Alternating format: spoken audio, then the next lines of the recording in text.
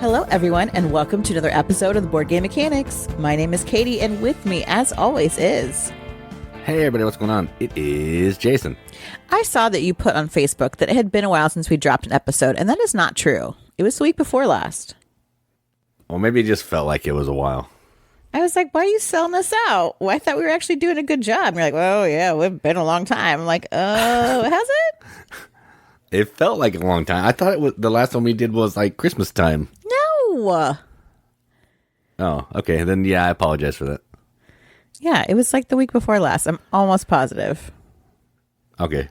Then disregard the post. It's too late now. It's out there. It's the internet forever. But whether you think it was a long or a short time, we're back.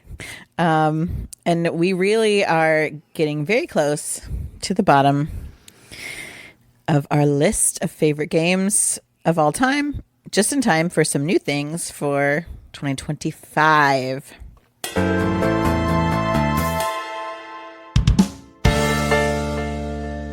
Speaking of new things, let's talk about some things out there on crowdfunding. I say crowdfunding because the awesome, most amazing Mike, who does our correspondence, sends me things from all different crowdfunding things, and I just happen to generally pick Kickstarter, except for the fact that GameFound has an app now, which does make it easier for me to like do my piss poor research and pick ones to put a feature on news. But anyway, these are from Kickstarter. All that to say, sorry. We are recording like not late at night where I am like incoherent rambling, but at the beginning of the day when I've taken my meds and I've had a huge cup of coffee. So listen to this at 0.5 times or something because I'm wound up. So back to news. The first one I want to talk about is a game called Postcards. And it looks like this is a first game, at least on Kickstarter, from a publisher called Fenrir Games, which is a French publisher. And Postcards is actually about going on this tour of France, which I'm a fan and want to do sometime. So you're taking a bicycle trip through France. And you're camping and you're looking at sites and you're collecting these postcards. And not only are you collecting postcards, you're also collecting stamps. Because once you get enough stamps, you can send the postcards back to your loved ones, which I think is really cool. It has really like nice, chill artwork. You know, the postcards show like different places around France that are very lovely. It's very family friendly looking. Like you're going through these 13 different regions, trying to see the iconic locations. And then again, now, do I know how you get the stamps? No. It says it's supposed to be easy with multiple strategic layers. Okay, cool. But you are playing cards that like introduce different things. And if you're able to match some like icons from the places where you are to the cards that you've played on that turn, then you can get bonuses and extra things to help you win. And the postcards are like real size postcards, which I think is pretty cool. There's also a deluxe pack, which, you know, I really love because it's got wooden bits. But for the sake of Jason, I always look at the basic boring package. Oh yeah, it does talk about you're playing your cards to move around, to camp, and collect, stick on your stamps. It's very cute. A very cool artwork. It even has a solo mode and 3 difficulty levels. So if you like France, if you like bike tours, if you like postcards, or, you know, family-friendly games that combine all of those things, taking a trip. There's 9 days left on this campaign, and the basic pledge is $31, which seems very reasonable. Yeah, this sounds interesting. I've never heard of it, so I don't know much about it, but other than what you said, but it seems cool. Yeah. Now, if you want like the wooden ones, which I think are awesome, it's like $57, which honestly is not that much more expensive for a deluxe edition, in my opinion. But yeah, it looks cute. It looks like sort of like parks in France. but with like some card play. So yeah, check out Postcards. The next one I have to say is a game that has a theme that is so near and dear to my heart, and that is books.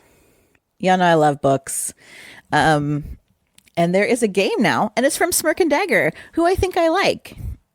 I just can't think of any other games they've made yet, but I know I recognize the name of the company. They made Hi-Fi. Oh, that doesn't bode well.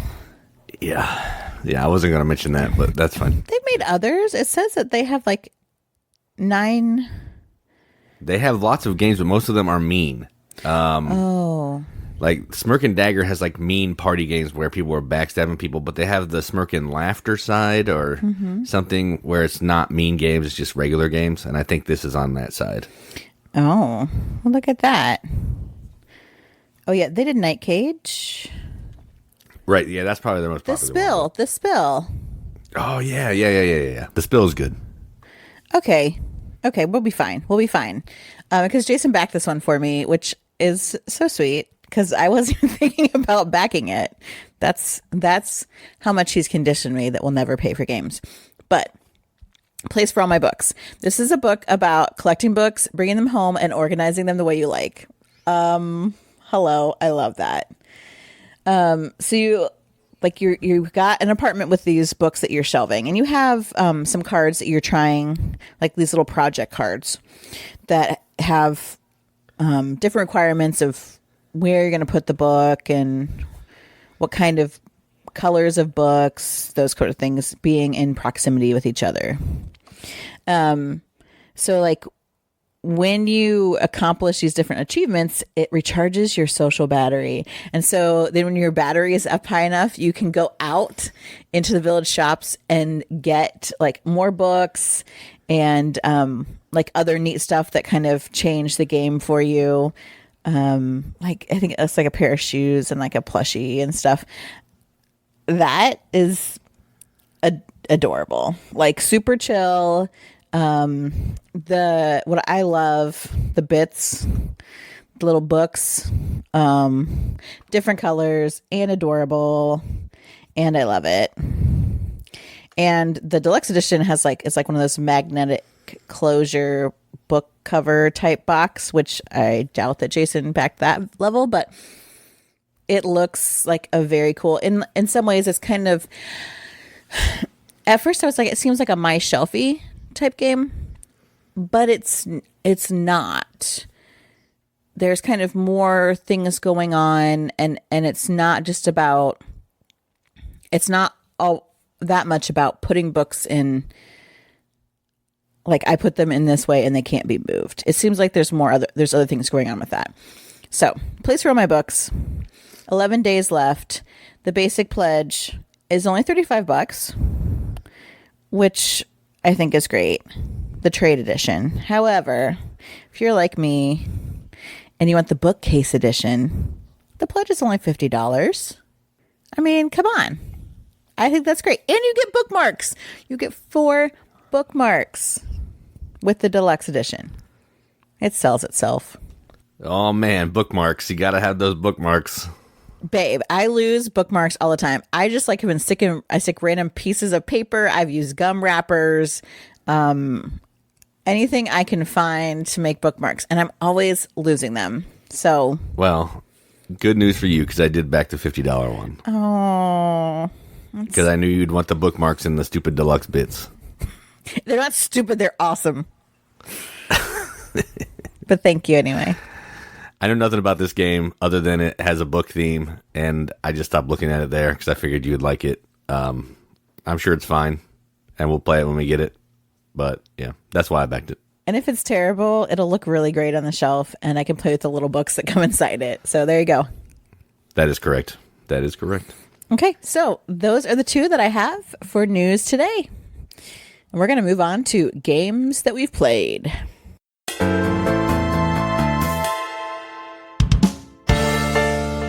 All right, so we're going to talk about a couple games that we've played. We played a lot, but we haven't talked about these for a minute, so we're going to talk about these. And the first one we're going to talk about is a Bruno Catala game, with a co-designer. I always forget the co-designer. Actually, both of these are Bruno Catala games with co-designers. But the first one is from Days of Wonder, and it's called Yamatai. And this is a game about, I don't really know what the theme is. You're trying to earn the favor of some Japanese queen. But you're doing that by placing little boats that represent different types of goods around these islands to try to get certain colors around the islands to build buildings. So kind of a little network building thing. And then you're going to get points for building buildings. You're going to get points if you build your buildings next to your own buildings. You can also build like tories and temples that are not really your buildings, but they give you extra points. And then you can also recruit these little characters by exploring the culture on different islands, which basically means taking tokens off so you can build. And they're going to help you break the game in different ways, give you different special powers, all that kind of thing, and points. And you're going to do all that thing with a really cool action selection mechanism where whoever goes first is going to get a weak action, but whoever goes last gets like a better action to determine turn order for the future rounds. Looks really cool on the table. I remember really, really liking this, but last time we played it, it felt like it was way too short and that I wasn't really able to do much. I don't know if that was just because Amber was like speeding it along by building buildings, or I just wasn't playing it correctly. I don't know, but I still like it. I'd like to try it again, maybe see if I get the same experience, but yeah, at least it looks good on the table. So there is that. How do you feel about Yamatai? Yes, I was going to say that it was too short. And I think the last time or two that we played it at 2. And you have an extra boat that you can move. So you really, you really are able to do more on your turn. So yeah, I felt like it went too fast. Again, the bits are awesome. I love all the stuff in there. I think I would, if I'm going to play a Days of Wonder game with awesome bits, it's going to be 5 Tribes. Because as much as I love the Japanese theme so much, I want more from it. I want to be able to do more. I want like turns to be able to synergize together. Like it's so pretty, and it made me so sad. Yeah, I still like it, and I'm not going to get rid of it because it's crazy out of print now, but I do agree. They get compared to 5 Tribes. It gets compared to 5 Tribes. I don't really understand the comparison. No. But as far as the games go, I like 5 Tribes way better than Yamatai. But yeah, I enjoyed this. If someone wants to play it, I'll play it. It didn't even take an hour, so yeah, it's so quick. All right, so the next game is another Bruno Catala game, and it's one I got off the shelf because we've had it for a while and haven't played it in a while as well. And it's called Imaginarium. And this is, I don't even know what the theme is. You're running some dream factory and you're trying to make points. I don't know, but the art is really weird. We'll talk about the art first. The art is like clip art, fever dream looking things, really weird. There's like this huge section on the board that has this like teeth, this jaw with teeth that you like discard cards into. Really weird. But the game is basically, it's an engine building resource conversion game where you're trying to get these cards. You have to repair the cards using some actions on your player board. They're going to produce resources for you. You're going to convert those resources into hopefully other resources and ultimately into points. And then you're also trying to meet these goals that are up at the top of the board that are going to give you points, because this game is a race to 20 points. And you're trying to do everything you can to get to the 20 points before other players. The interesting thing about this game is when you're selecting actions, there's this little wheel on your player board, and there's two arrows that are pointing at 2 actions, and you always have to take the actions that are next to each other. You have no options, and you can't ever take the same 2 actions twice in a row. So whenever you're moving, you always have to take the 2 actions the arrows are pointing at, and it's never the actions that you need to take. So you're trying to manage that arrow action selection thing, trying to get your engine running and all that kind of stuff. A little tricky. It's kind of hard to teach too, because some of the way the machines work together is a little funky, but other than that, I enjoy it. I'm probably in the minority, and that's fine. But I do like it. So how do you feel about Imaginarium this time? Jason made me play this game again because he said I need to give it a second chance. I still hate it. Newsflash. The artwork is ugly and stupid. I hate that. Again, I feel like this is a game that doesn't reward you for actually doing what you think the game wants you to, which is build more complex machines. I feel like there aren't enough ways to utilize the resources that you make in meaningful actions. I hate the race to a certain point number. Y'all know that. You know that. Again, if this was different and it was make these machines and meet these different goals, and at the end of a certain determined number of rounds, we will see whose machines had made the most points, whatever. That I would be willing to play it despite the stupid art. Since it doesn't do that, it's a no. There are other like engine building games that I would much, much rather play. Also ones that have you kind of predetermine certain actions and you can't, double them up. Yeah. I want to set this game on fire. That's where I'm at. Come on, it's not that bad. I do not ever want to play it again. Never. It's so ugly. No. And yes, the cards to make the machines, they're super confusing. There's so many ways that iconography could have worked better to help you understand what machines fit together with what, and they just chose to do the most obnoxious way possible. Like, no, it's going to be a no for me, dog. To quote Randy Jackson. There we go. Randy Jackson says it's a no. Yeah. So, if someone wants to play Imaginarium, hit me up and we'll play it. You know what? I'll trade it to you. We don't need to talk to Jason about it. I'll just box yes, it we up. do. I like it. Just box it up and send it right off to your house. All right. Well, enough of that. Let's move on to games that Katie does actually like, and she can tell you why she likes them and why I'm going to trade them away.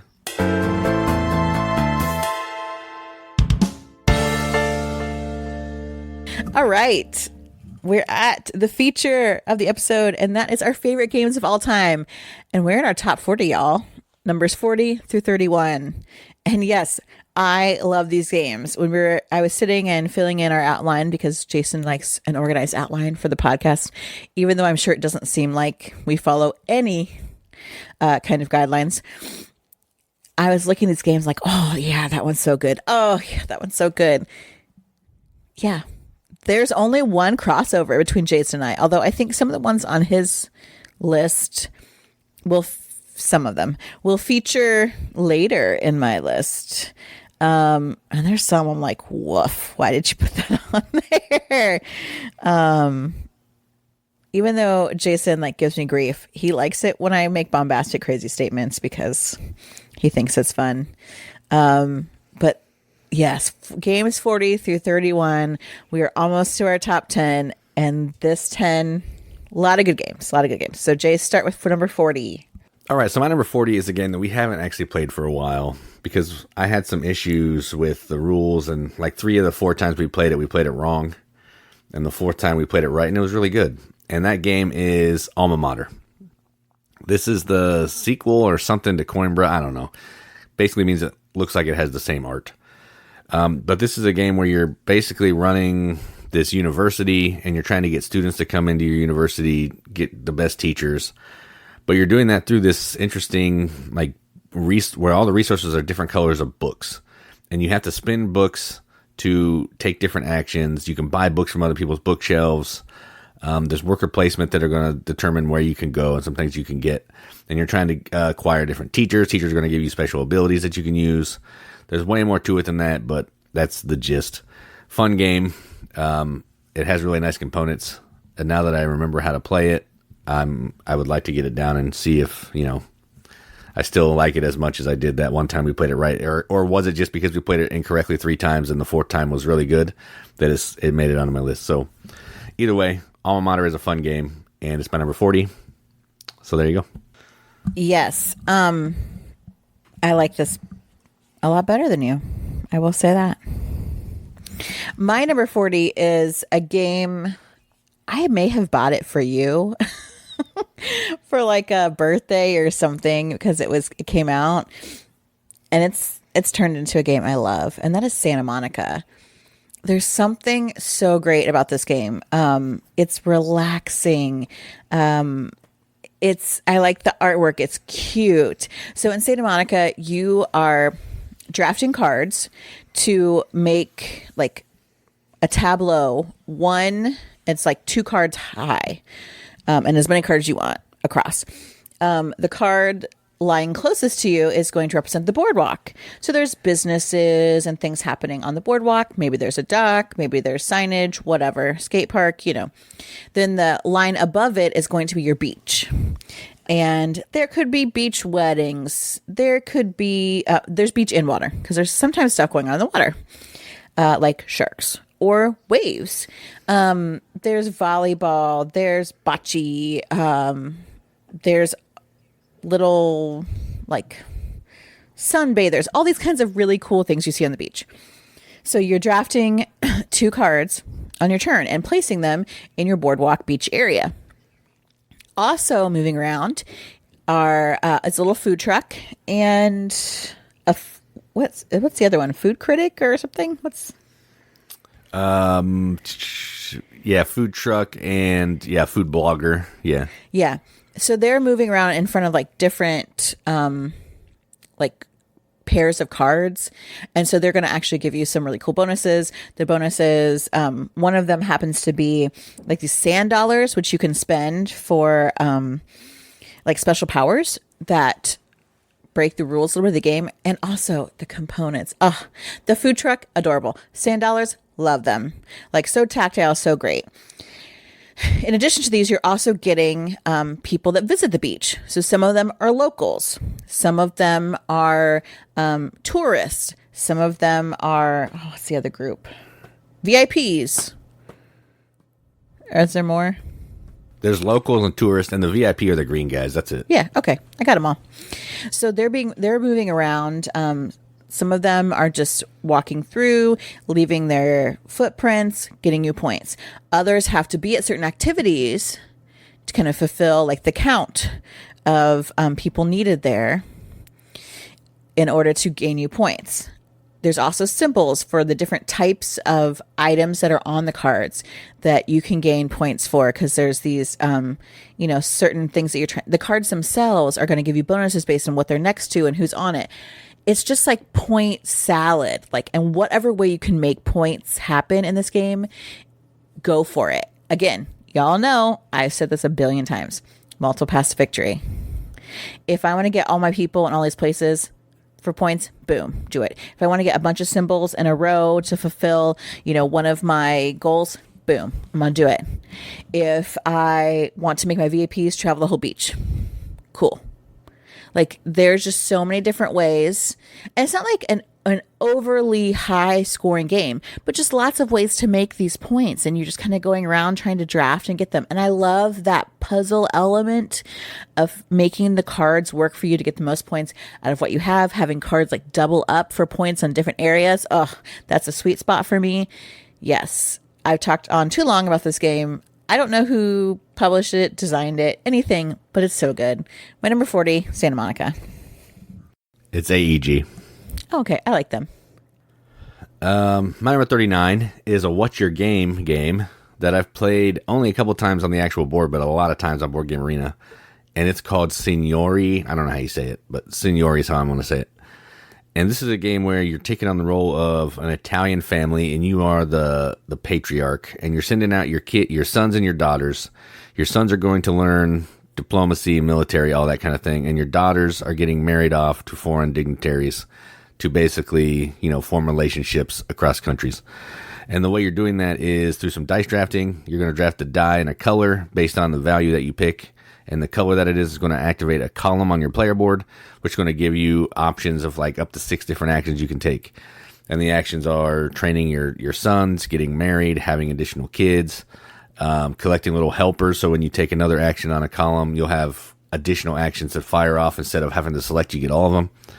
So pretty simple concepts to learn and play, but what actions you want to take and how you want to do them, really, that's where it gets a little complicated. So 39, really fun game. Probably one of the lighter What's Your Game games, which is kind of nice too. And that is Signorie. I don't know if I've played this. I don't think I played it with you. I played it with Matt and Jamie once, and Brandon and Josie once. Oh. Yeah, not me. I would play it. I'm just saying. My number 39 is a game that I love because the theme is so great. I like the choices. And there has been an expansion teased for this for like 2 or 3 years. And I want to know where it is. I want to know where it is. And I forget who the designer is. I don't know who makes it. Y'all know. I don't know. I have no idea. But the game is Elysium. Elysium is so good. And I feel like it's like one of those like cult classics.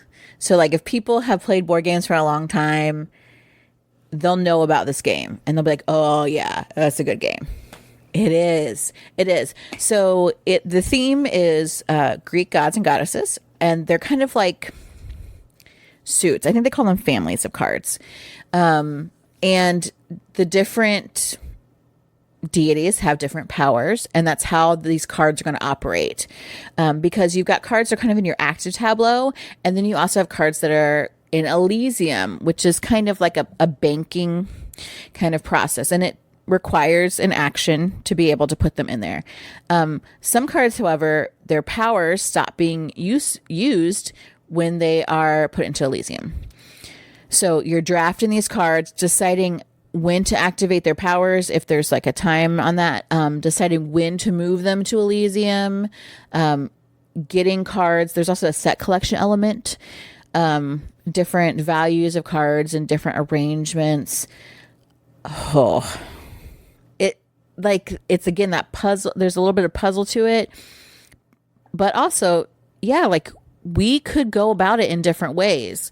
Like you could utilize a particular, family power because that just works for you. Great. You start drafting those. Or maybe you're like, I want a smattering of all of these. You can do that too. Or I'm really working on my set collection, so I'm going to work on that. Also key to this is in order to be able to draft a card, you have to have these little pillars. So there's these 4 colors of pillars, and they also have symbols, like Greek symbols on them. So if you're colorblind, we got you. And they're easy to see. The symbols are easy to see. Another great thing I think about this game. So every time you draft a card, you have to have the symbols / colors required on that card. After you draft a card, you put aside, you discard one of those symbols from your ability to play it. So then what you draft gets limited as you go along. I just love that. I love those conditions, trying to make it work, seeing how I can make my cards, manipulated in a certain way. It's so good. And there needs to be a freaking expansion. It doesn't have to be a big one. Just give me a couple more gods and goddesses. There are plenty that aren't even used in the game. And add some different powers, and boom, there you go. It brings Elysium back to the forefront. People are going to be like so excited. It will be so great. It's my number 39, Elysium. Yeah, it is a good game. Yeah, it would be nice that they would get that expansion out. I don't know what the deal is. It's a really popular game. I don't get it. My number 38 is a game that most people have replaced with Caverna, but I haven't played Caverna, and I really like this one, and that is Agricola. This is a worker placement game where you're sending one little worker out, and you are going to a spot to collect different types of resources. That's the majority of the game. But there's also a handful of cards that you're going to be having that you're trying to build that are going to give you different jobs, different like stuff you can use in your house, to like ovens and kind of things that are going to help you convert some of those resources into other resources to make you score a bunch of points. You're trying to get horses, you're trying to get sheep, you're trying to get pigs. You got to enclose those in a little farm, and you just want to have the most points at the end of the game. Oh, and if that wasn't enough, you have to feed your people every round. And if you can't feed your people, you're going to lose a lot of points, and you don't get a ton of points, so not feeding your people really is impactful here. I like this game. I like that it makes you do everything, slaps you around. I enjoy that. I haven't played Caverna, so I don't know if it's better. But this is a really fun game to me, and that's why it's on my list. So number 38, Agricola. I do like this game. We haven't played it for a long time. I like it because I like the little bits and I like to make the little animals like make noises and move around and stuff. Um, it's also really fun. I don't know where it is on my list because for some reason I can't sign into any Microsoft items. But yeah, it's good. We'll have to talk about that whole Microsoft thing after we record the podcast because I don't know what's going on. My number 38 is a game that I kind of associate with Jason's a little bit. Is it the same designer? No, it is not. Crap. Oh no, is this a Feld? No, it is not. Oh no, I'm thinking of a different one. Never mind. Sorry. I take all that back. I was thinking of a different game entirely, and then I really looked at the title of the game, and I'm like, no, you're totally wrong. This game has the same ugly artwork, though. Yes, that is correct. Okay. I was like, wait. Now that I got the right game in my head, I swear. And by ugly artwork, I mean done by my artist crush. And that game is Orleans. Orleans is a bag building. You're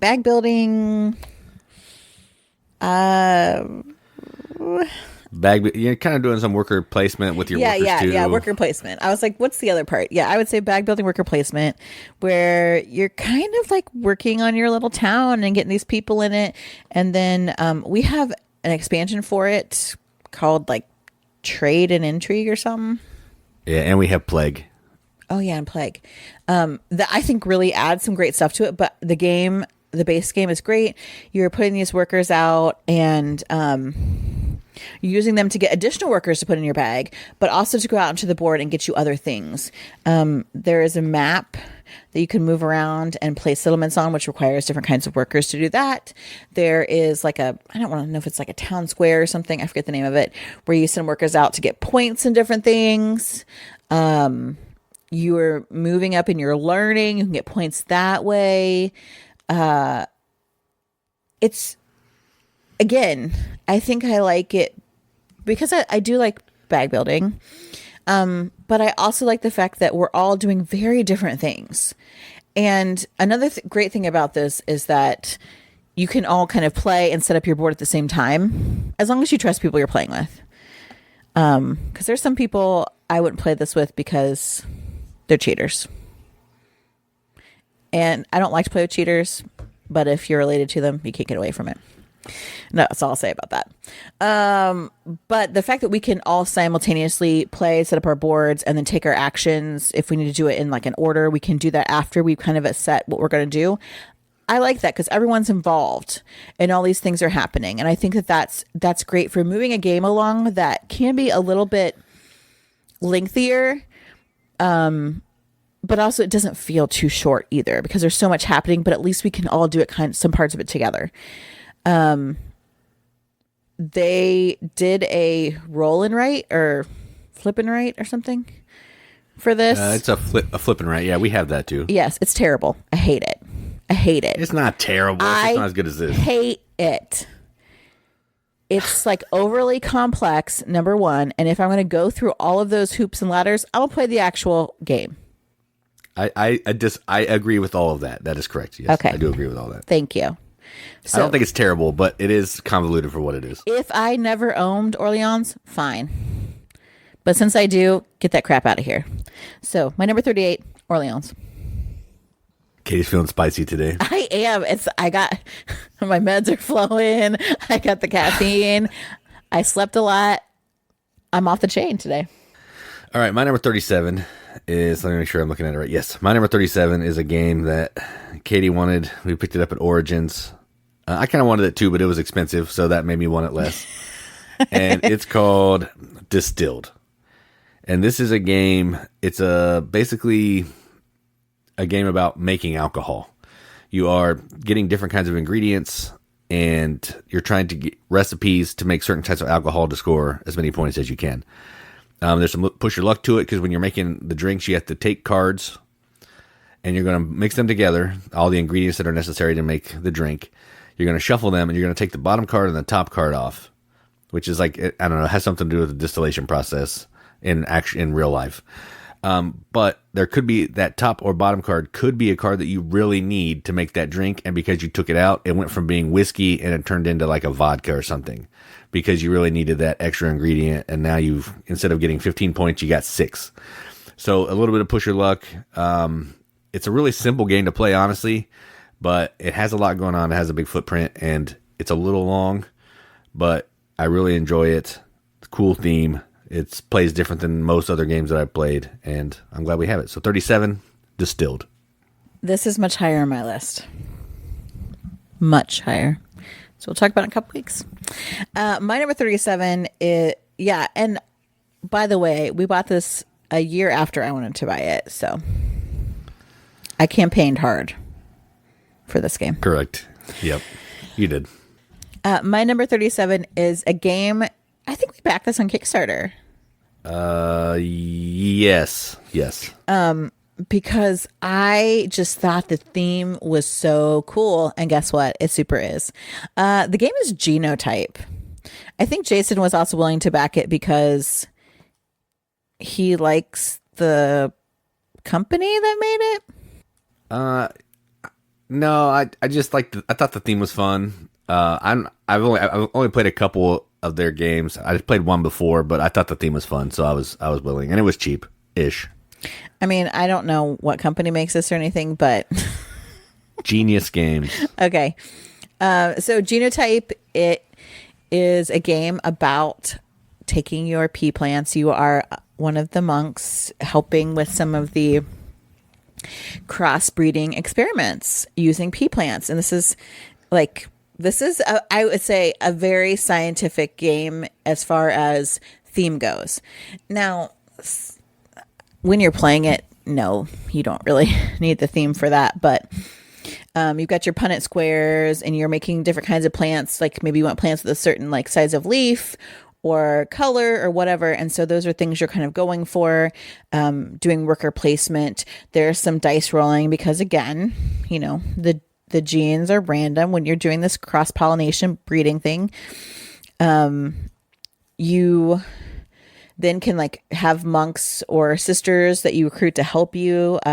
Gregor Mendel is one of those, who's the one that, did this experimentation at first. We also have these upgraded bits that are so adorable. Because there's little spades and things, and that's just so cute. But it is something. So it's very sciencey in some ways, and I just remember learning about genes and Punnett squares and how heredity is passed, and I've always thought that's really cool. Probably because my dad was half Japanese, and I was born with blonde hair and blue eyes. I don't have blonde hair now, but I did when I was little. And so for me, thinking about how that came about when I had a dad who had black hair and brown eyes, to look back and look at how the genes aligned, I thought was really cool. Is that super nerdy? Heck yes, it is. But the game in itself is very fun in that, well, what kind of crossbreeds are going to come out for me to use to try and fulfill this? How can I make the most points if I can't quite get the ones I need this time? What can I do instead? Money is so tight in this. Oh my gosh, it's so hard to get money in this, but you need it because you want to get new plants. You want to get new garden tools to help you do things better, easier. It's so good. My number 37, Genotype. You got to hire those monks and those nuns too. They're expensive, but they're so helpful. They're awesome. Yeah, they're really expensive. Yeah, this is a good game. My number 36 is the only version of Scythe that I really want to play, even though it has nothing to do with Scythe other than the art, and it's called Expeditions. This is just basically an exploration game. You have an oversized mech that's kind of irrelevant, and you're moving from one tile to another, collecting different resources, getting workers, getting cards, and you're trying to basically be the first player to achieve 4 goals. So Scythe, you gotta put down stars when you accomplish goals. This is the same thing. That's going to trigger the end of the game. And then you're trying to have the most money at the end of the game. And you get money from playing some cards down, exploring certain territories.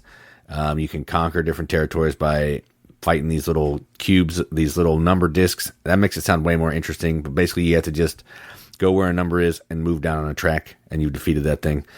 I really like it. It's less convoluted than Scythe. It's longer than Scythe, which is my main issue. But I played it solo a couple times, and solo is where it's at. And I really like this game. So that's my number 36, Expeditions. Yeah, I really don't like that game. It's terrible and ugly. Sorry. This is why Katie and I don't play games together, because we don't like any of the same games.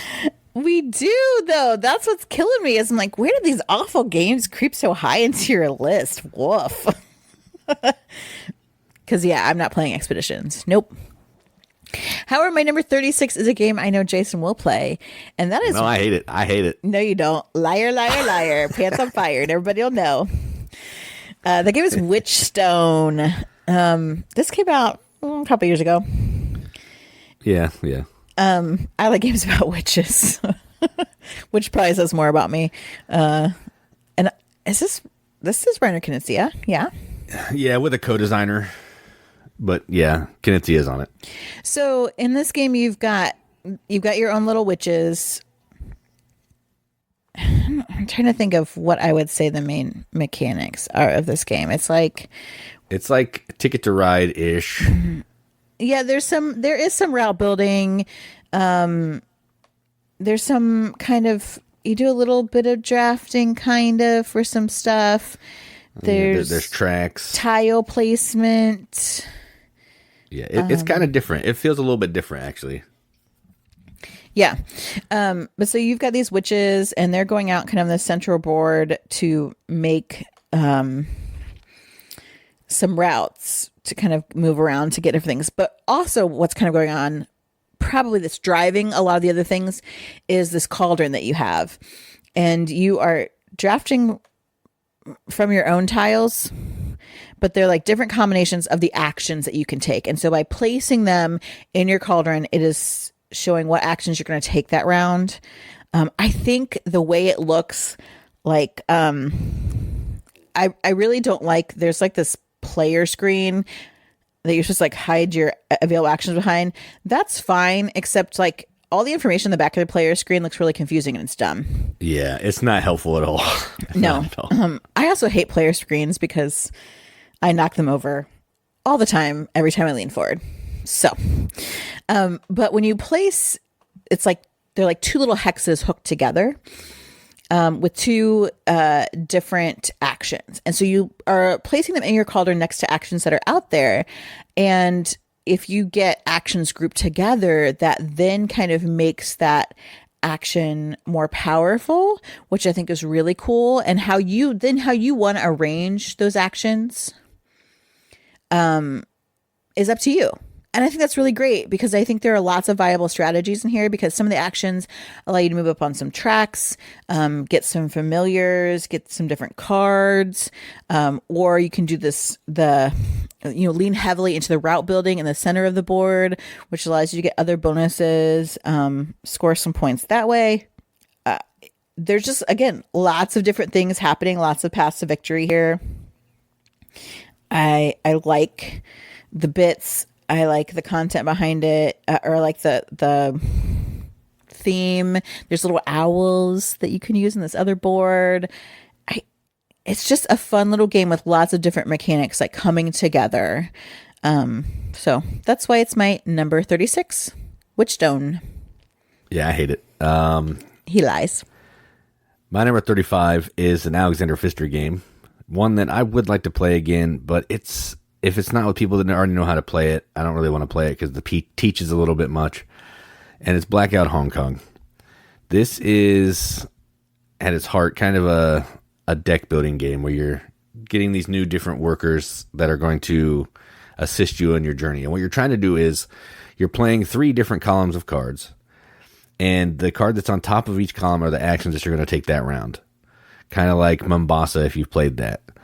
And then what you're trying to do is you're trying to secure Hong Kong. There's been a blackout, and you're trying to go around and secure these different districts by setting up houses in the different quadrants, trying to get resources, trying to get you need batteries sometimes because some of the cards need battery power to activate.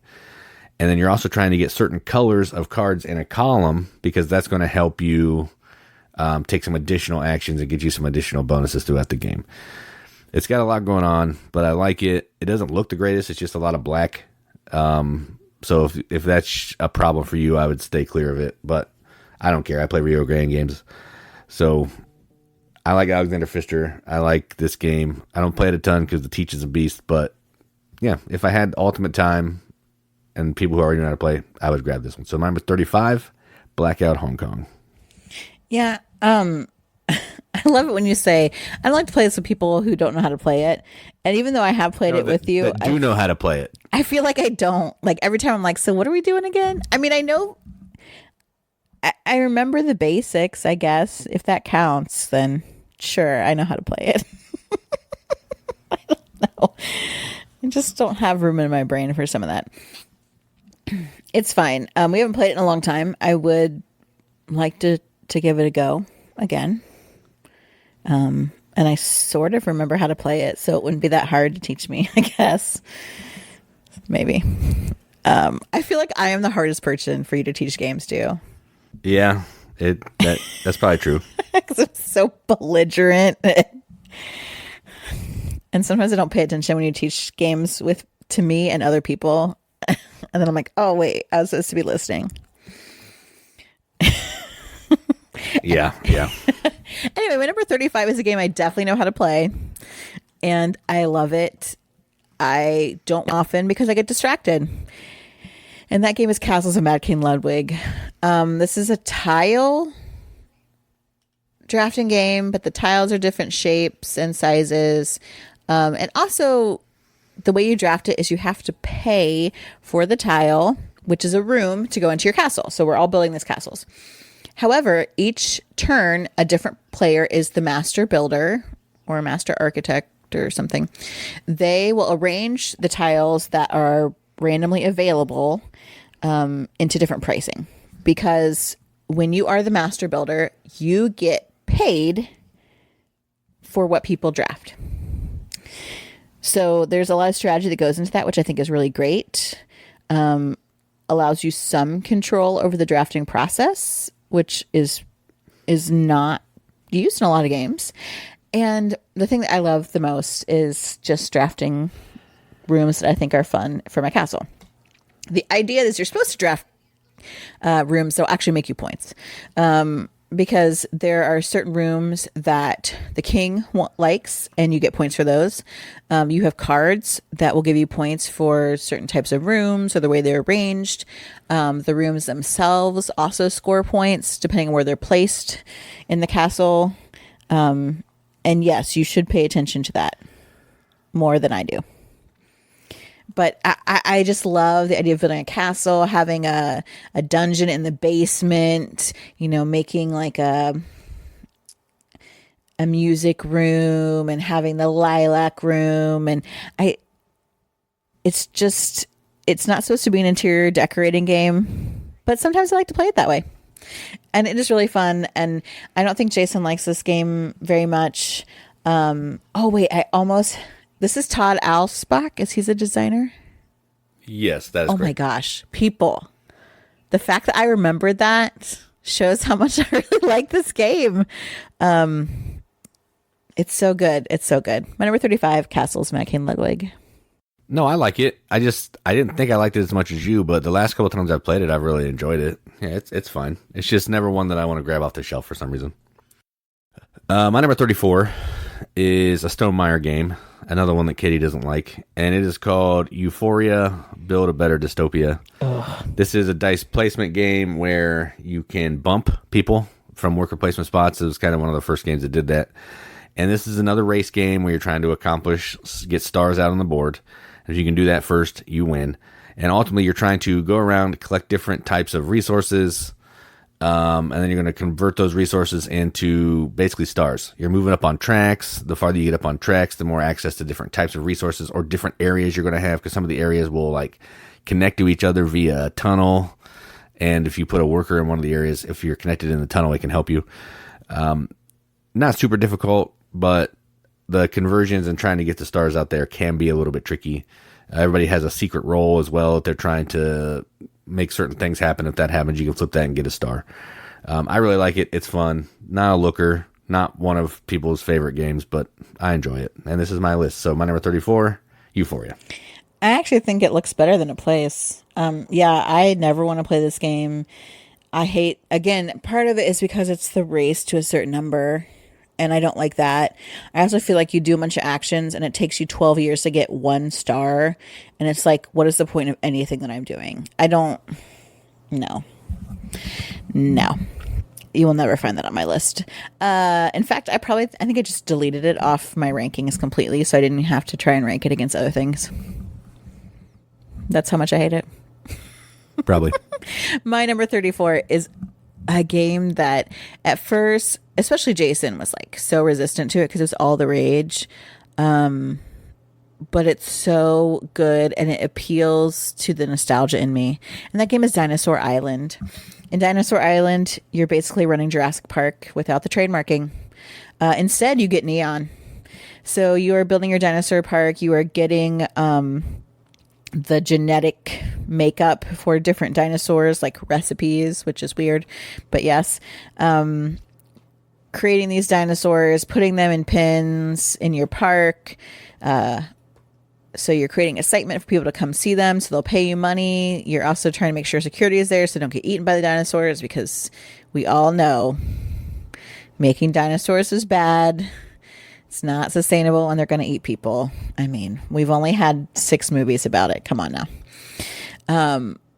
But this game is so great. It is a table hog faux show. Like, you got to have room for this. But the nice thing about it, and there's a variety of different boards. So then when you have the different boards, you can kind of walk through the teach. It looks so intimidating to new players. So intimidating. And every time I'm like, don't be intimidated by the amount of stuff that's out here. Because we're going to you kind of go through like one board at a time. There's worker placement. There's dice drafting. Like, it will make sense. There's a logical flow. And then you get to play with your little dinosaur meeples. Because yes, we do have all the different dinosaurs that are printed to play with.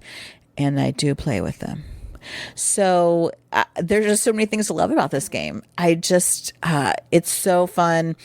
The competition of it. And again, I would say there's multiple paths to victory here, because you are getting points for having people in your park, but you can also like fulfill these goals. Maybe you want to make a few big exciting dinosaurs, which is fine, but you got to really make sure the security is there, or else they're just eating everybody and you don't get any revenue. Or you could have, just a lot maybe of tame dinosaurs. And if they're tame, then you want to, maybe focus on getting more people overall into your park, or having I was trying to think of all the, like, restaurant names are super like puns, and I love that. And I can't think of any at the moment, but they're awesome. One of them is, there's one that's really something funny. Like nachos. I had it on the tip of my tongue. Raptor nuggets or something like that. Oh, that's not exciting. I don't know. There's one that's really funny, and I can't remember. Oh, Clever Grill. Clever Grill. Yeah, Clever Grill. Yeah. That one's good. So it's just all around and good times, and brings back nostalgia. Jurassic Park came out when I was young-ish, and it has a fun place in my heart. And so that makes this game even more fun to play. So my number 34, Dinosaur Island. Yeah, I like that game. We haven't played this for a long time because the setup sucks. I know. I think we should get it out. Yeah, I wouldn't be opposed to playing it again. My number 33, I think Katie probably didn't like this one either, is Endless Winter Paleoamericans. And it's a worker placement game, kind of. And by that, I mean you send a worker to one of 4 spaces and you take the action.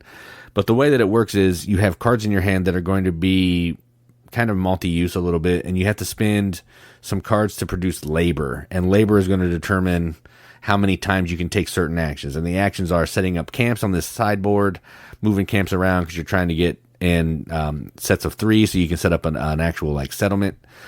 You're trying to put down like these stones on this player board, this sideboard, another sideboard, to get different bonuses. You're trying to hunt for animals. You're trying to kill animals, because they're going to give you things, but you also want certain sets of certain colors of animals. and you're trying to get everything off your player board, because the more stuff you unlock on your player board, the better your eclipse phase is going to be. And you're just going to play through, I think, 3 different turns. Everybody's going to take 3 turns or 3 or 4 turns. And then there's going to be an eclipse that's going to give you some extra actions for cards that you have left in your hand. And you're going to do that over 4 rounds. It takes up a lot of room in the table. Kind of hard to teach because it's got some funky mechanisms. But again, this is another one that if I don't have to teach it, I would definitely like to play it, because the teaching kind of is a pain in the neck. Although I did teach it to your cousin and Jeremy, and it went okay. So maybe I think the teach is bigger than it actually is. So my number 34, Euphoria, or no, I already said that. 33, Endless Winter, Paleoamericans. I don't hate this game. I just would prefer not to play it, which I'm sure is a problem for you, because I actually have played it before and sort of know how to play it. Now, when I say know how to play the game, you know it's subjective. It's fine. I would never choose it. And I honestly think it's because of the theme. I don't care. Yeah, like the Neanderthal theme. Yeah, it's not. I mean, and like, not that exciting. I do like the one Neanderthal theme game where you're a tribe trying to kill those like woolly mammoths. Yeah, Oh yeah. But that's it. And it's also Endless Winter. It's all white. No, thank you. If they themed it something else, like the complete opposite. It's the complete opposite of Blackout. Yes, and I don't like both extremes. I need in the middle, please. Lots of color. My number 33 has a lot of color, and I like it. I like it anyway, but that just certainly doesn't hurt. And the game is Quacks of Quedlinburg. Now, I know this was like so hot, and everybody loved and everybody wanted to play it. And I feel like maybe the enthusiasm has waned, but why? It's so good. It's so good. And there are a number of reasons why it's good. First, the push your luck element. So in this game, you are a witch.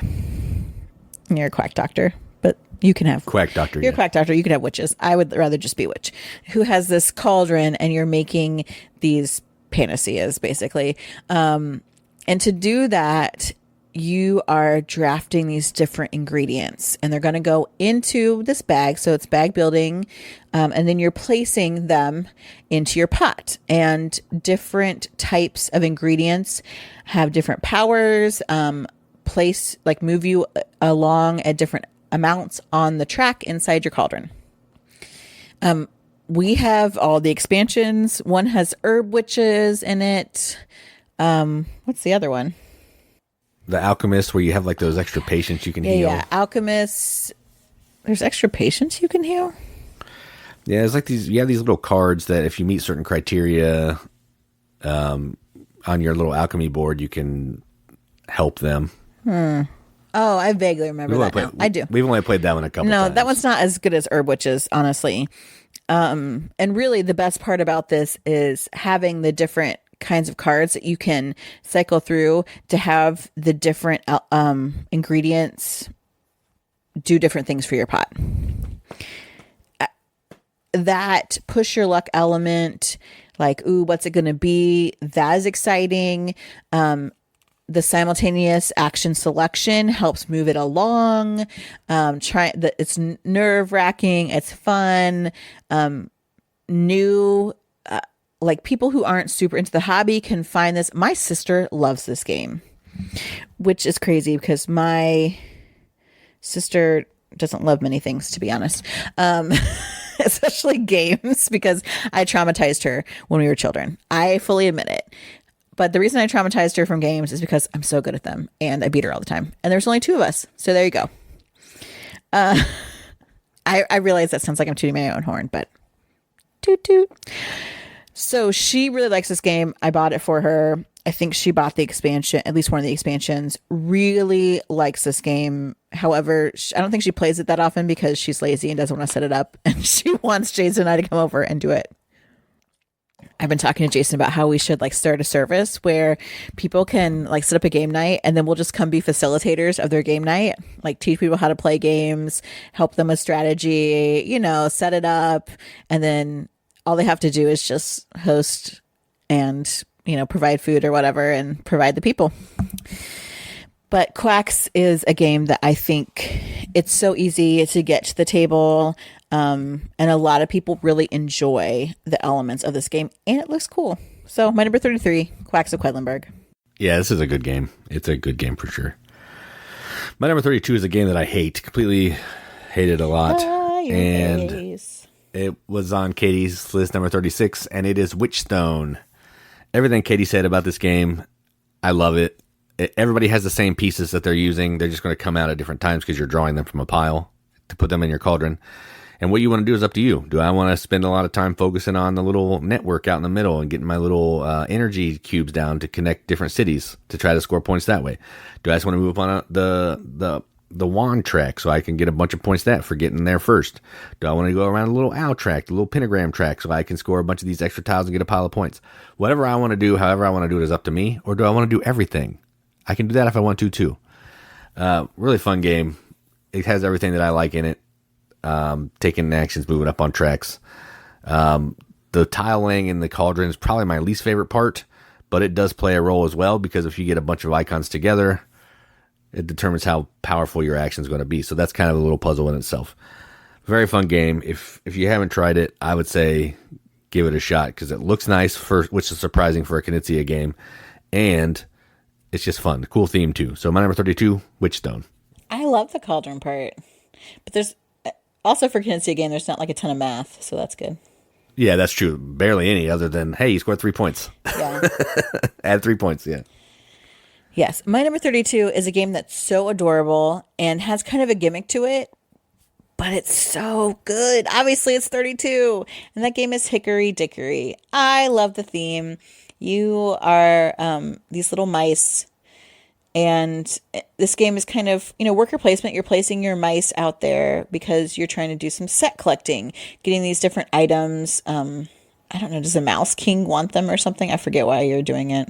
Yeah, the Mouse King wants like the golden ones. Yeah. The other ones, I don't know. You're just collecting them. You're just a hoarder. I don't. Yeah. But there's little mice meeples, and they are different. And the different mice meeples, because they have different powers, and you get to use those. And using those to it's super simple. Like you're placing a mouse and you're moving the clock, and they sit on these actual clock hands. They're on the board to collect these like marbles and buttons. I forget all the different little like knick-knack things that these mice are collecting. It is deceptively simple, I think, in the action that you take. Am I putting a mouse on? Am I taking a mouse off? Am I taking these things? Am I not? Am I turning in? Whatever the different hands of the clock decide to do. But knowing the right time to put a mouse on, to get them to jump off, to use their powers. They also have to be able to carry the items that they pick up. And so there's different, size, like as far as what a mouse can carry. Different size mice can carry different amounts of things. So that's really important. So there is a lot of logistical stuff going on here. So you could play this with someone who doesn't really play a lot of games, and especially the first time, they will do pretty terribly. And I did too. But on subsequent plays, you start to understand where the strategy comes in and what you should be doing with those mice. And it's just fun and cute and tactile. I love it. So 32 Hickory Dickory. Yeah, it has a very like Zolkin feel to it, which the whole gear thing makes me reminds me of Zolkin, and I like that. Yeah, I just like this better than Zolkin because it's cute. Nah, Zolkin's way better. Hickory Dickory is cuter, though. I'll give you that. Yeah, where is Zolkin on your list? Do you even know? Is it even on there? Is it even real news? It is on there, as a matter of fact. We just never play it. It's somehow still in the... Yeah, it's on the list. I'm not going to tell you where it's not going to spoil it. Okay. All right, my number 31 is actually a game that I know you like, and I don't care what you say. I know you like it. And this is from the Italians, and this is a game where you get to push council members off of the balcony, which is pretty fun. And it's Council of Four. This is ultimately Ticket to Ride Plus. And what I mean by that is you're trying to collect different color cards, And the cards are going to give you access to these different council members. Each of the councils have 4 different little meeples on it of different colors. And you need to have proper colors of cards to influence these councils to take actions in one of the 3 areas. And you can manipulate the counselors by putting a new one in, which knocks an old one off, changing the colors to help you work with cards in the future. If you don't have the proper cards, you can play some coins. And ultimately what you're trying to do is you're trying to move around to connect your emporiums in different cities to each other. Because when you build a emporium that's connected to another emporium, you get all the bonuses of every connected emporium. And if you build 8 of them connected, that's a lot of stuff that's going to be happening on your turn, giving you lots of good things. So really fun game. I enjoy it. It's not a looker, at least our version is not, but our version also has the balconies that you can knock people off of. So that's cool. So my number 31, Council of 4. Yes, I do like this game a lot. I think it's actually higher on my list. So I know I like it. But I can't tell you where it is right now because I can't get my list to work. My number 31, the last of this list, is a game that I personally backed on Kickstarter without Jason because I wanted it so badly and I wanted deluxe. And that game is Let's Go to Japan. This is from AEG. Look at that. Good job. I don't know who the designer is. A guy who went on a trip to Japan. But this is a tableau building game. And Ish. Yeah, I don't know. It's different. It does its own card thing. drafting, itinerary building game. Where you are planning a 7-day trip to Japan. And to do that, you are taking these cards. There are 2 main places you want to travel in Japan. You're going to go to Tokyo and Kyoto. So, and on certain days, if the weather's nice, doing outdoor activities is going to give you certain bonuses. So a lot of it is getting these symbols together to meet goals. You've got a highlight of the day, which is a goal for like the different like tracks and token or icons that you've gotten up to that point. That can give you a bunch of points. Like you really need to work on getting those. Also, Tokyo and Kyoto, not next to each other in Japan, in case you didn't know. You got to take the bullet train to get there. So you're going to have to get train tickets to go back and forth, and like making sure that you're drafting cards and placing them in a way that allows you to go back and forth is really important. There's just a ton of ways to get points in this game. And absolutely, you can do your own thing, which I think is so great. And this is another one where the first time you play it, you generally suck. Like you do. You just don't get it. And no matter how many times I explain this to people and explain how the highlight of the day works, they never get it. And I don't know why they don't get it. And I explicitly say every time how to score it. And everyone ignores me. So, however, it is short.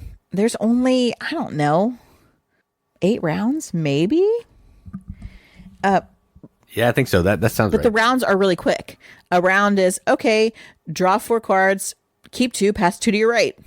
Okay. And that's a round. Moving on. Like, it is quick.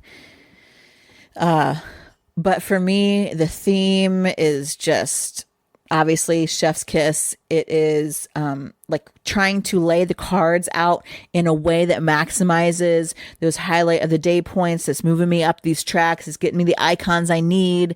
That's working on my goals. The tension of, oh my gosh, I really got to get me some train tickets.